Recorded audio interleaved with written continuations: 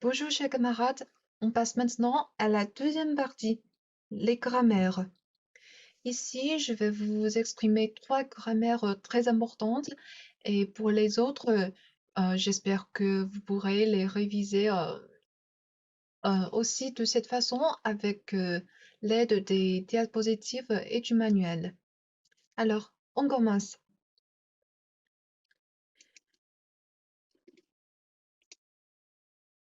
Dans le leçon 26, nous avons appris des mots souvent employés pour exprimer la félicitation, comme 祝贺. Ici, j'énumère leurs formes courantes pour que vous puissiez mieux les comprendre et les utiliser correctement. D'abord, 祝 plus quelqu'un plus un nom plus un adjectif.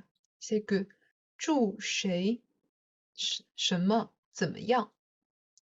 On prend ici 祝你 pour l'exemple. 祝你生日快乐 Bon anniversaire. Dans cette phrase, 祝 le verbe, 你 c'est quelqu'un ou bien la personne. 生日 c'est le nom et 快乐 c'est l'adjectif. Dans d'autres phrases exemplaires, 祝你身体健康 Bonne santé. 祝你旅途愉快 Bon voyage. 祝你学业有成 Bonnes études. Bien sûr, le complément d'objet, la personne, peut être substitué par d'autres mots. Par exemple, 你们,我们,他们, ou bien par quelque chose comme 活动, activité, etc. 祝我们取得好成绩 Souhaitons-nous de bons résultats. 祝明天的活动顺利进行 Souhaitons que l'événement de demain se passe bien.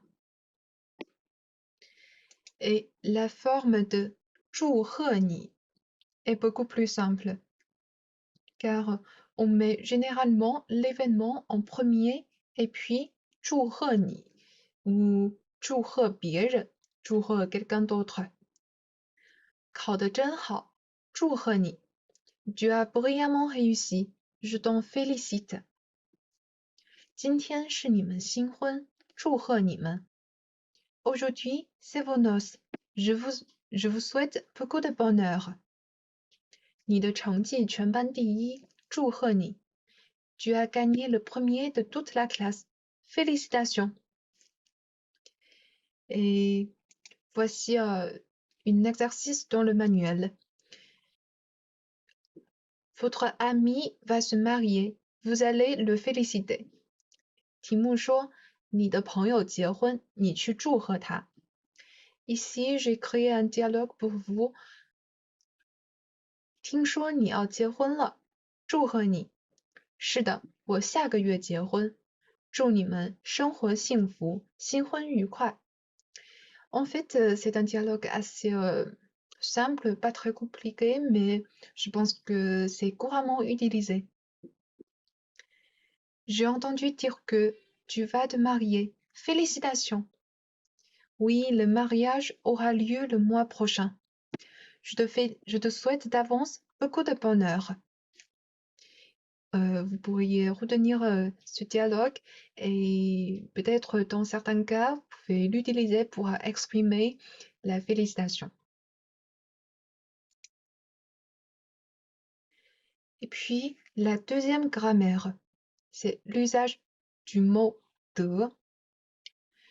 Dans le tome 1, on a appris de employé en tant que complément de degré. Et dans ce semestre, en tant que complément potentiel. 在上个学期，我们学了这个字作为程度补语的用法。那么在这个学期，我们学习了它作为可能补语的用法。这里有几个例子。Ici, on a quelques exemples. En tant que complément de degré. 我们休息得很好。On s'est bien reposé. 他唱歌唱得真好听。，it chante bien。当这个字用作可能补语时 ，complément potentiel。菜不多，我吃得了。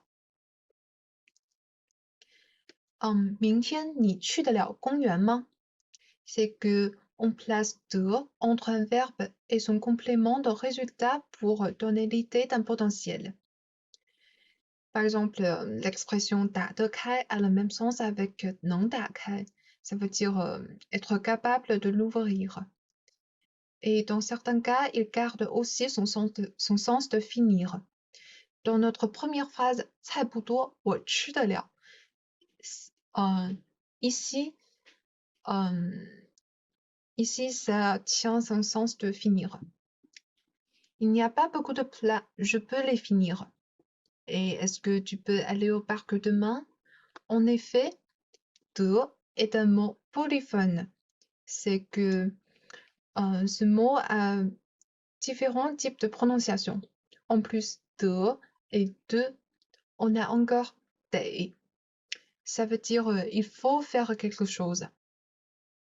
Ou bien quelqu'un doit faire quelque chose. C'est qu'il est nécessaire de faire quelque chose.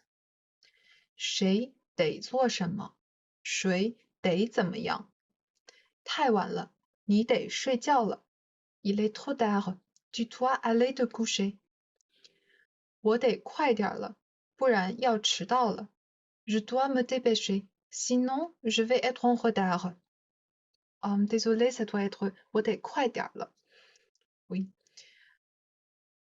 Et puis, c'est la dernière grammaire, mais c'est aussi la grammaire largement utilisée dans la vie quotidienne. C'est le mot bi exprimant la comparaison. La préposition bi sert à établir une comparaison entre les qualités et les caractéristiques des deux choses. Voici 4 phrases exemplaires. 他比我忙, il est plus occupé que moi. 他20岁，我19岁，他比我大。Il a 20 ans et moi 19 ans. Il est plus vieux que moi. 今天比昨天暖和。Par rapport à hier, il fait plus doux aujourd'hui. 他唱歌唱得比我好。Il chante bien, il chante mieux que moi.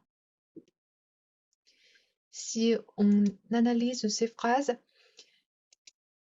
par exemple, la première phrase, 他比我忙，他是被比较对象 objet comparé, et 我是比较对象 qui sert à un standard.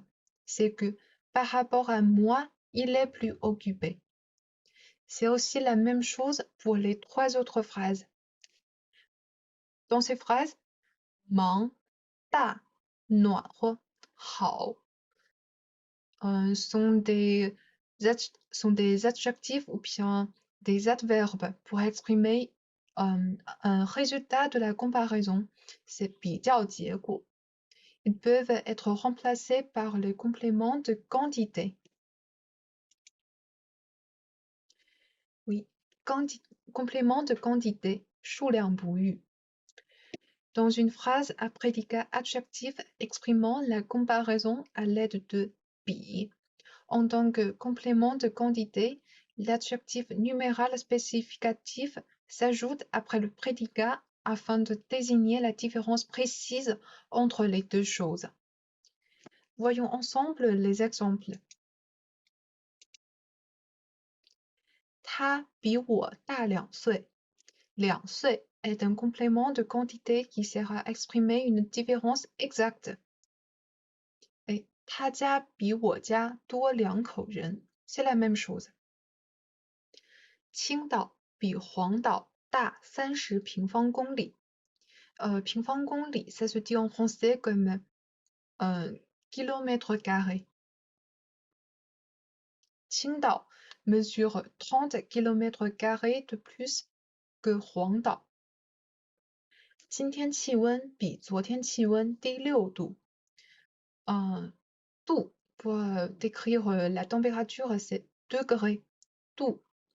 La température aujourd'hui est inférieure de 6 degrés à celle d'hier. Et pour exprimer une différence approximative, on peut utiliser 一点儿,一些,多了, ou utiliser de suivi d'un complément de degré, 多。当我们要表示一个比较大略的差别程度的时候，我们可以用一点儿、一些、多了，或者是的加上程度补语多。Par exemple, 他比我大一点儿，il est un peu plus vieux que moi。这个教室比那个教室大得多。Cette salle de classe est beaucoup plus grande que celle-là. Et on peut aussi dire 这个教室比那个教室大多了。Dans ces deux phrases, 大多了 et 大得多 sont dans le même sens. Donc, on va voir ensemble la deuxième phrase, c'est 那儿比这儿冷多了。On peut aussi dire 那儿比这儿冷得多。他跳舞跳得比我好得多。他跳舞跳得比我好多了。Ces phrases sont dans le même sens. Et voilà tous les contenus pour aujourd'hui. Veuillez bien réviser les mots et les grammaires avec l'aide du manuel et des diapositives. Je vous libère et je vous souhaite de bonnes notes dans l'examen final. 祝你们在期末考试中取得好成绩。谢谢大家。Merci beaucoup pour votre attention. Et au revoir.